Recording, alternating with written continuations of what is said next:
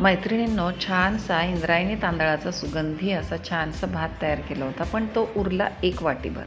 आता त्याचं करायचं काय? यातून मला 2 रेसिपी सुचल्या. म्हटलं चला नवीन रेसिपी करूया. 1 वाटी अशा प्रकारे भात उरलेला होता, त्यामध्ये तेवढेच पोहे घेतलेले आहेत, 1 वाटी भिजवलेले पोहे. त्यामध्ये 1 बाऊल भरून म्हणजे 2 मोठे टोमॅटोचा खीस घातलेला आहे आणि बारीक कापलेला कांदा आणि हे आहे हिरवागार मटार आणि त्यामध्ये हिरव्या मिरच्या बारीक किसलेल्या आहेत आणि आलं लसूणची पेस्ट घातलेली. त्यामध्ये थोडेसे जिरे, थोडेसे तीळ आणि चवीपुरतं मीठ.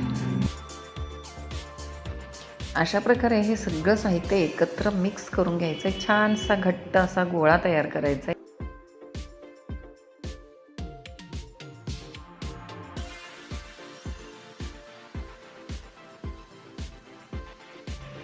आता हे एकजीव झाल्यानंतर त्यामध्ये अर्धी वाटी बारीक असा रवा घालायचा आहे. रवा टाकून व्यवस्थित मिक्स करून घ्यायचं आहे आणि त्यामध्ये थोडासा मैदा पण घालायचं आहे, जेणेकरून या ज्या वडे बनवतो आहोत आपण त्याला छानसं बाइंडिंग येण्यासाठी म्हणून रवा आणि मैदा आवश्यक आहे. मैदा नसेल तर तुम्ही कॉर्नफ्लोअर पण वापरू शकता आणि कॉर्नफ्लोअरमुळे जरा छान क्रिस्पीपणा येतो. पण आता अजून क्रिस्पीपणा येण्यासाठी म्हणून मी काय करणार आहे याला माहिती आहे का?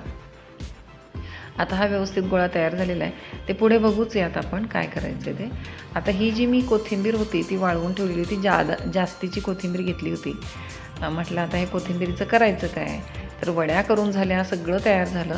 मग उरलेल्या कोथिंबीरीला छानपैकी वाळवून ठेवलं आणि वाळवल्यानंतर अशा प्रकारे मी त्याला आता आज वापर करत आहे. तर त्याचं मी छानशी पावडर यामध्ये टाकलेली आहे. आता हे मिक्स करून घेतलेलं आहे. थोडंसं हाताला तेल लावून असे छानसे वडे थापून घ्यायचे.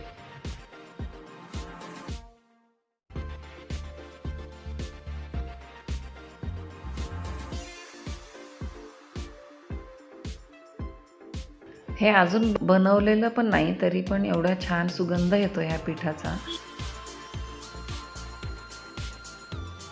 अशा प्रकारे सगळे वडे थापून घ्यायचे आहेत आणि हे वडे जे आहेत ते बारीक रव्यामध्ये घोळवून घ्यायचे आणि तव्यावरती तेल टाकून एक एक भाजून घ्यायचे आहेत. तर अशा प्रकारे मी 5ही वडे आता छानपैकी भाजून घेणार आहे तव्यावर. दोन्ही बाजूला रवाड लावायचं आहे, जेणेकरून हे जे वडे बनवले आहेत त्याला छानसा कुरकुरीतपणा येतो.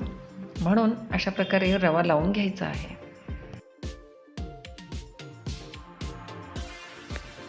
वडे भाजत असताना शॅलो फ्राय करायचे, आपल्याला तळून नाही घ्यायचं, कारण तळलं तर मध्ये खूपच तेल धरेल आणि म्हणून मग अशा प्रकारे थोडं थोडं तेल टाकून छानपैकी दोन्ही बाजूनी भाजून घ्यायचं व्यवस्थित. त्याला चांगला असा सोनेरी गोल्डन कलर आला की हे झाले वडे तयार. आता हे वडे तुम्ही सॉससोबत किंवा चटणीसोबत ग्रीन अशी मस्तपैकी पुदिना चटणी त्यासोबतही सर्व करू शकता आणि ते छान लागतं. आता याच पिठापासून आपल्याला दुसरा एक पदार्थ बनवायचा आहे.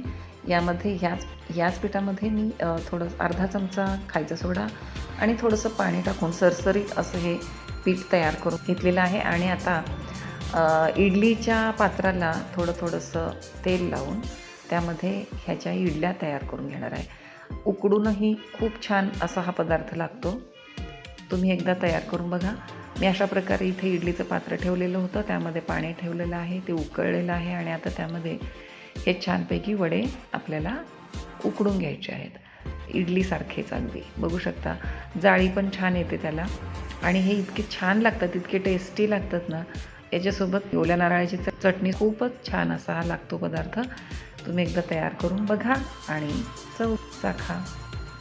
संपूर्ण व्हिडिओ पाहिल्याबद्दल खूप खूप धन्यवाद.